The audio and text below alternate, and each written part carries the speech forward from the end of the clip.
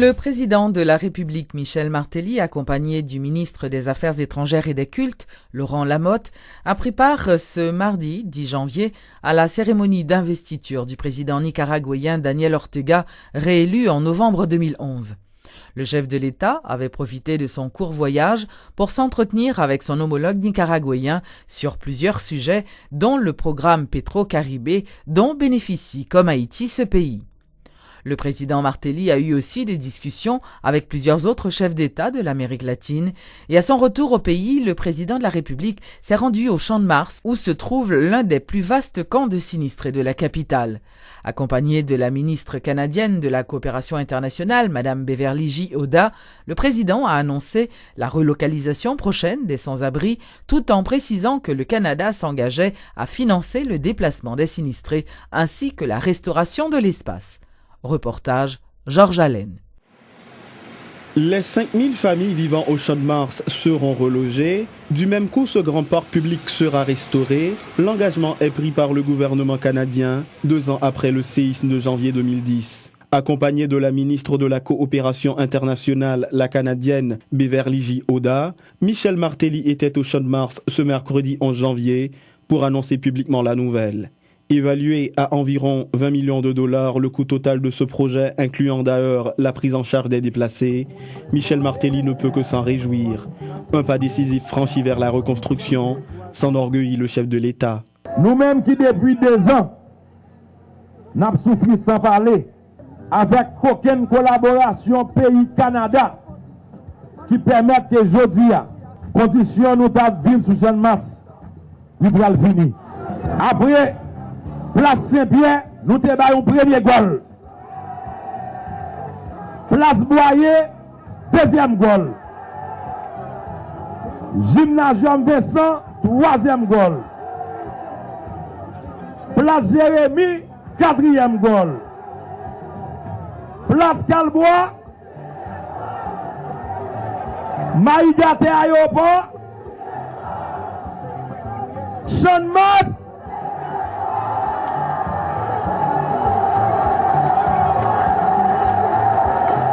C'est 4600 familles. 4600 familles qui vont tourner dans le quartier côté ils ont été en catastrophe là. Dans bonnes conditions, dans le respect de l'oyo, dans le respect de dignité. Ambitieux et vaste, ce projet vise d'une part au rétablissement des 500 entreprises informelles nées de ce camp et d'autre part la formation de 50 entrepreneurs, la création de 2000 emplois s'ajoute au menu. Ces précisions sont apportées par la ministre canadienne Beverly J. Oda, qui réitère la volonté du gouvernement de son pays d'aider Haïti à se remettre de la catastrophe meurtrière. Le Canada tient à remercier le président pour son leadership ainsi que le premier ministre, son gouvernement et M. Jason pour leur engagement à collaborer avec le Canada afin de réhabiliter et d'entretenir le Champ de Mars et d'en faire un endroit public, sécuritaire, dont tous pourront profiter. Je souhaite bonne chance au peuple haïtien and I look forward to returning to the Champ de Mars and see children riding their bicycles. À en croire la ministre Oda, la reconstruction d'Haïti s'inscrit dans les priorités du Canada. Et pour la mise en place de ce projet consacré au relogement des sinistrés établis au Champ de Mars, le gouvernement canadien dit s'appuyer sur certains partenaires, comme le Programme des Nations Unies pour le développement PNUD et l'Agence canadienne de développement international, ACDI.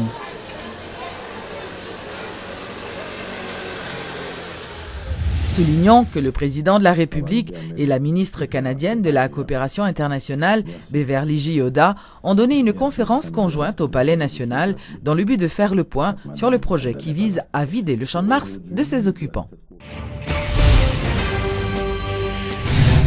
Près de 2 ans après le séisme, plusieurs camps d'hébergement ont été évacués grâce au programme baptisé 16-6 mis en place par le gouvernement Martelly-Conille. On peut citer, par exemple, les 2 places publiques de Pétionville et le gymnasium Vincent, entre autres. Suivez ce reportage de Jacques Bourdeau.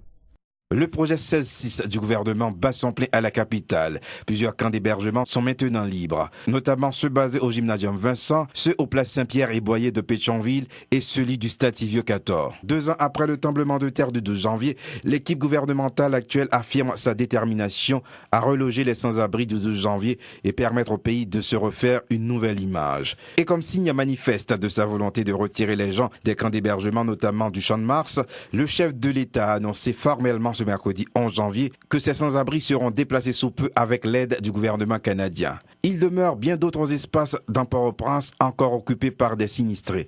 Mais qu'en est-il notamment de l'espace où étaient logés les bureaux de la primature à Delma 60 qui représente une leader pour cette zone?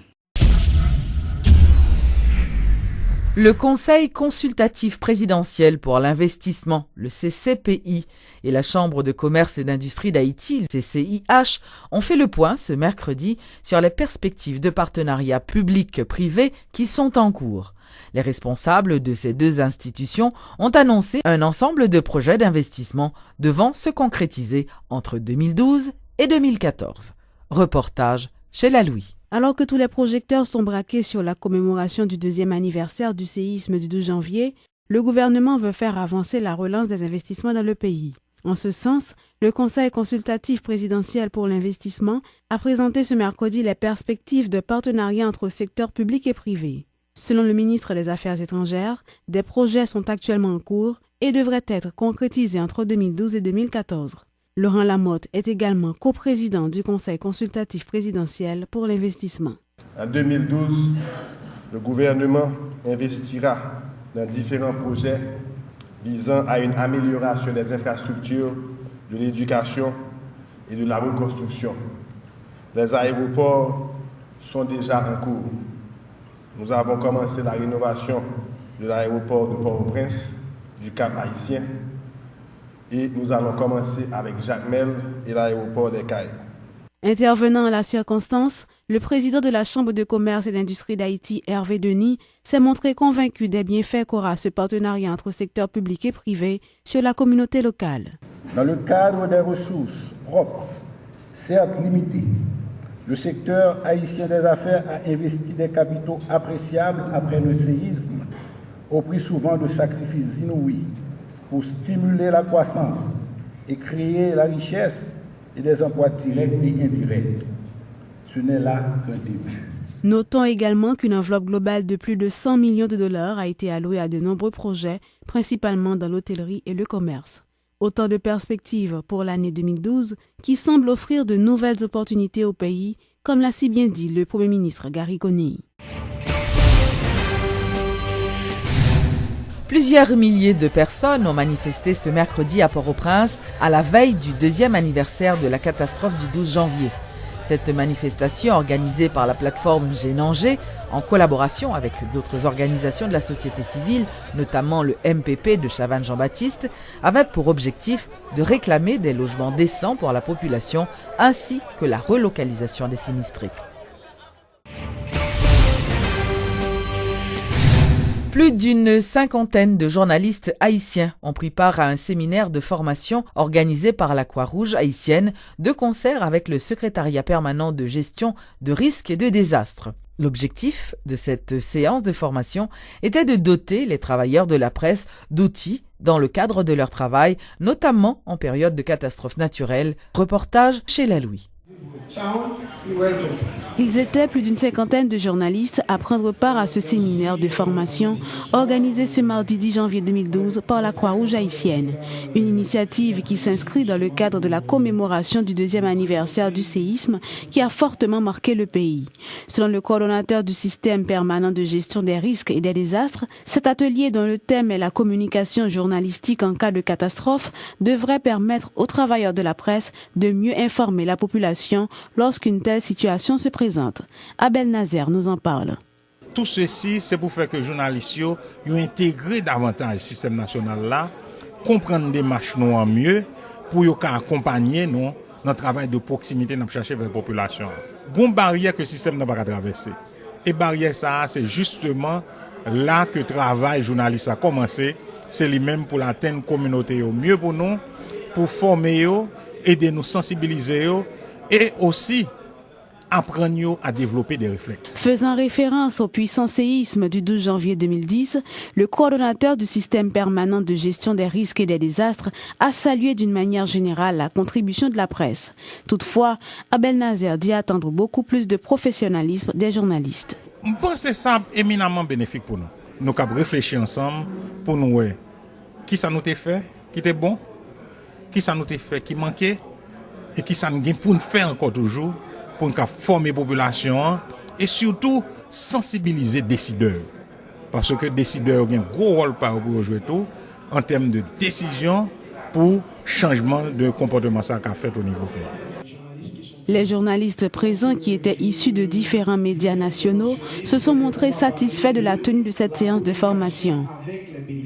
Des journalistes qui se disent mieux armés à présent pour s'acquitter de leurs tâches avec efficacité. Cependant, ils espèrent ne pas avoir à prêcher dans le désert.